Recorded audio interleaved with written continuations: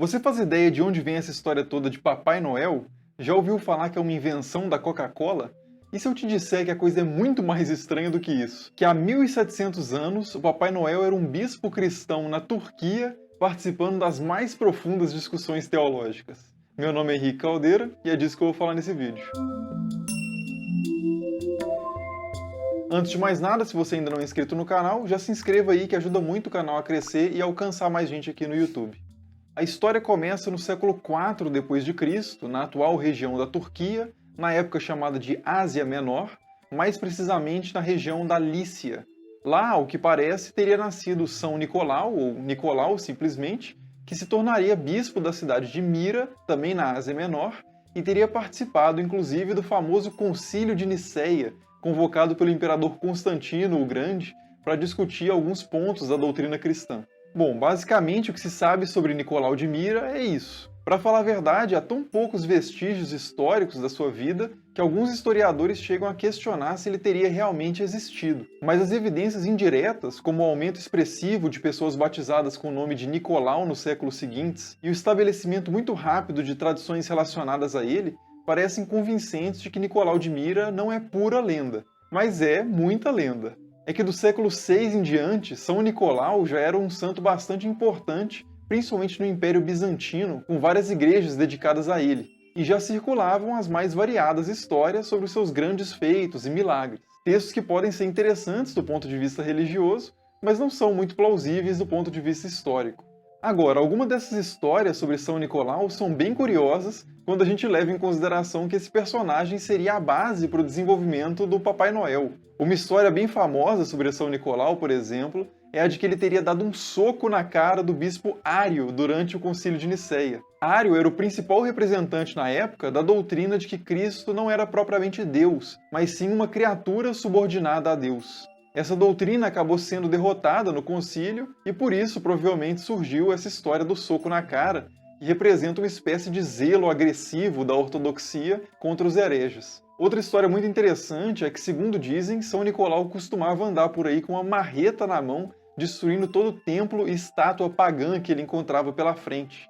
Segundo um autor bizantino do século X, ele teria derrubado inclusive o templo de Ártemis, em Éfeso, uma das 7 maravilhas do mundo antigo. Essa história a gente tem certeza de que não é verdade, porque esse templo foi derrubado pelos góticos em 262, antes do nascimento de Nicolau. Agora, como que essa figura, um tanto impetuosa, violenta até, né, daria origem ao nosso amável Papai Noel de bochechas rosadas, ho-ho-ho e criança no colo? Bom, é que na verdade, desde o início, havia também histórias sobre a generosidade de São Nicolau. Uma das mais famosas é que certo dia Nicolau teria encontrado um homem, viúvo, profundamente triste, porque ele tinha 3 filhas já em idade de casamento, mas não tinha como oferecer o dote por nenhuma delas. E assim, né, sem conseguir marido para elas, ele estava para entregar as filhas para serem escravas, ou prostitutas em algumas versões.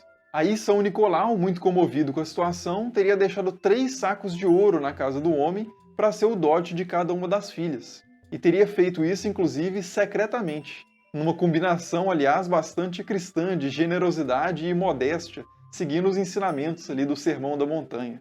E é esse tipo de história que vai dar as bases para as tradições que hoje a gente associa ao Natal. Mas veja bem, até então nada disso tinha a ver com o Natal, tinha a ver com a devoção a São Nicolau. Era no dia de São Nicolau, e não no Natal, que as pessoas imitavam as virtudes atribuídas a esse santo. No século XII, por exemplo, nós já temos notícia de freiras francesas entregando presentes secretamente para crianças pobres. Isso no dia 6 de dezembro, que teria sido o dia da morte de Nicolau e, consequentemente, o dia oficializado pela Igreja em sua memória. Só mais para frente é que essas datas, 6 de dezembro e 25 de dezembro, que são mais ou menos próximas, acabariam se misturando nas comemorações.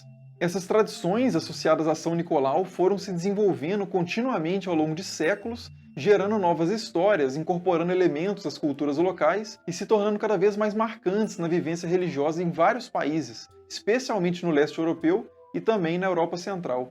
Até que de repente vieram as reformas protestantes. Como você sabe, um dos pontos das reformas que aconteceram ali por volta do século XVI foi justamente a crítica à veneração de santos. E nessa, as tradições associadas a São Nicolau acabaram sendo suprimidas em muitos países que adotaram oficialmente alguma forma de cristianismo protestante como religião oficial. Mas teve uma grande exceção, pelo menos a maior que importa aqui para a nossa história, que foi a situação na Holanda. Lá, mesmo com o forte impacto do protestantismo, a tradição de São Nicolau não só sobreviveu, como continuou a crescer. Lá, São Nicolau era chamado de Sinterklaas, uma forma encurtada de Sint Nicolaas, São Nicolau. E é desse Sinterklaas, inclusive, que vem o Santa Claus, como o Papai Noel é chamado nos Estados Unidos. Agora, presta atenção porque essa parte da história é crucial.